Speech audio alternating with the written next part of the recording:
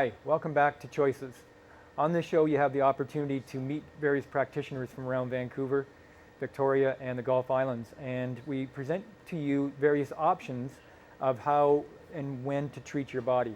One of the things that is often ignored in our healthcare is, in fact, our skin. And what many people don't realize is our skin is actually the biggest organ in the body, and it tends to expel and absorb many more products than most of us realize.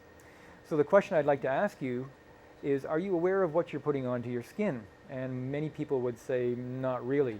And that can be actually a big part of your health care if you are becoming more aware of, in fact, what you're putting on your skin.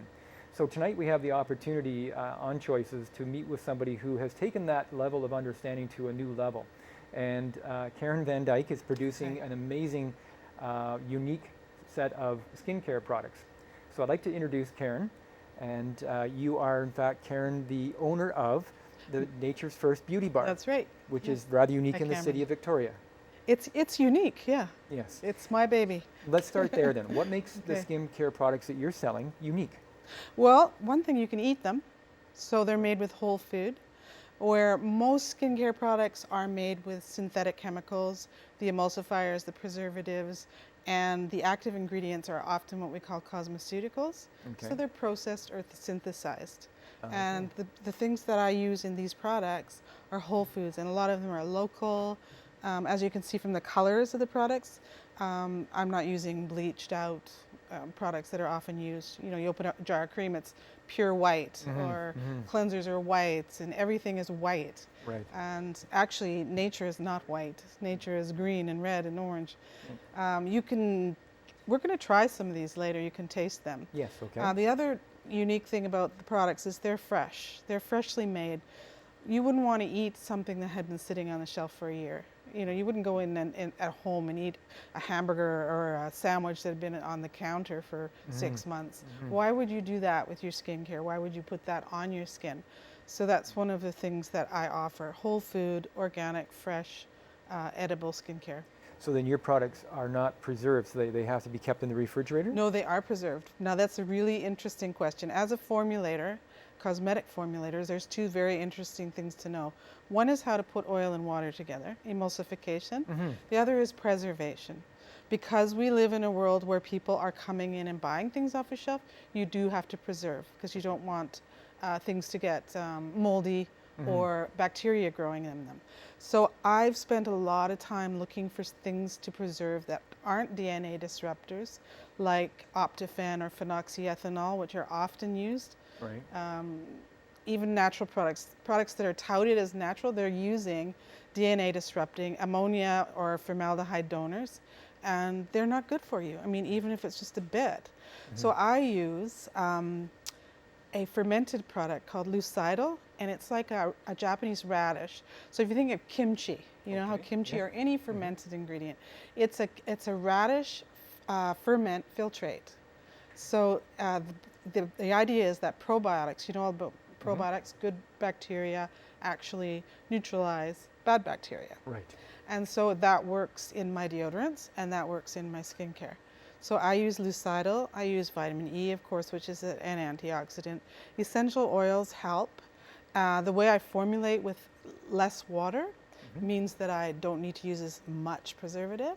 So I'll use things like honey and glycerin as well. And then the other thing that I do use for the water portion is potassium sorbate. So what that is it's the salt from the mountain ash berry. So it doesn't work the same way as the bad ones. It's something that's been used in food. It's a dinosaur of a preservative. It's been around forever. It causes no liver damage or buildup. It's a salt, basically. So why isn't the rest of the industry using these products? Yes, and the reason is because, well, for one, they're scared. They're producing 100,000 at once, and they may be sitting on the shelf for 2 years. They have no control over the environment or anything, and so they over-preserve, basically. Right. It's like embalming a body. A lot of them, they use formaldehyde. Right. You know, so you're putting that on your skin. Perfumes especially use a lot of formaldehydes. So they don't use them because of cost as well. So lucidal which is this kimchi ferment that I use, I'll buy a liter of it and it will be over $100. Whereas you could buy a liter of Optifen or phenoxyethanol and it would be under $10. Quite a difference. Yes. So, you know, it might even be less. I couldn't quote you the exact price, but it's the same with perfume. You buy the chemicals, 3 cents for a bucket. Right. If I buy 5 mils of rose, it's over $100, $125, $150.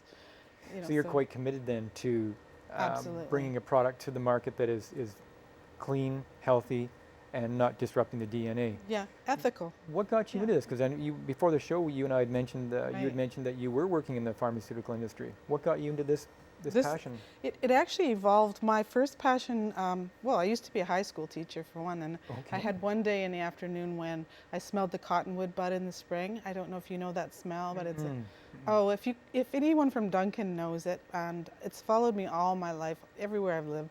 It's that gorgeous spring smell. You smell it in the air, usually around the beginning of April, end of March. I may have smelled it. I Yeah. just couldn't put a name to Yeah. it. Yeah. It's the cottonwood bud. And when I discovered that, I thought, wouldn't it be neat to put that smell in a bottle, take it to Winnipeg in the middle of winter at a bus stop and just leave it there. Someone could open it up and then this beautiful smell Sure. come out. And that was the day that my life changed. I fell in love with nature. And I walked out the door and I found the bud. And I turned my house into like a laboratory. Okay. And I studied the ancient art of perfumery and realized that how far we've come from the profound effect of our relationship with nature in scent. And so I wanted to be a perfumer. So to answer your question, I did start a perfumery. The challenges were difficult. People didn't understand natural perfume. It's expensive. It doesn't last as long. And the packaging isn't as gorgeous. So in the pharmacy, people started asking me to compound. I was working for a compounding pharmacist. So I was making all the capsules, herbal capsules, and the tinctures. And people started asking me for creams for different things, for varicose veins or eczema. Right. So I was researching and working in the lab. And eventually, this started to happen. People said, well, can you make a face cream? And the cosmeticians, you know, I talked a lot to them, and I came to realize that the industry is just so corrupt. It's based on patentable molecules so that they can protect their And many of your being whole foods, they would not be they're patentable. not patentable, and I don't believe in that. I don't think we need to lock down every little bit of knowledge we have. Right. I pass down my knowledge. You know, this is food, and actually I always say people can make things at home easily for their skin. Okay. The difference in mine is that they're artistic creations, and I use things in there that you might not be able to get, like fermented rice or what else do I use? Goat's milk. I use fermented goat's milk, cucumber extracts, and things like that. You know. So I understand I'm going to get a chance to sample some of this. You're actually going to give me a Yes. facial. I'm going to give you a facial, Cameron. Okay. Do you want to choose some products? And I'm going to pick out a few products. Yeah. So folks, we're going to take a break in just a moment, and Karen is going to give me a facial, and while she's doing that, she'll be explaining to you the different ingredients that she'll be using on me. Try to make me look a little more handsome. Gorgeous. We'll be back in just a moment. Thank you.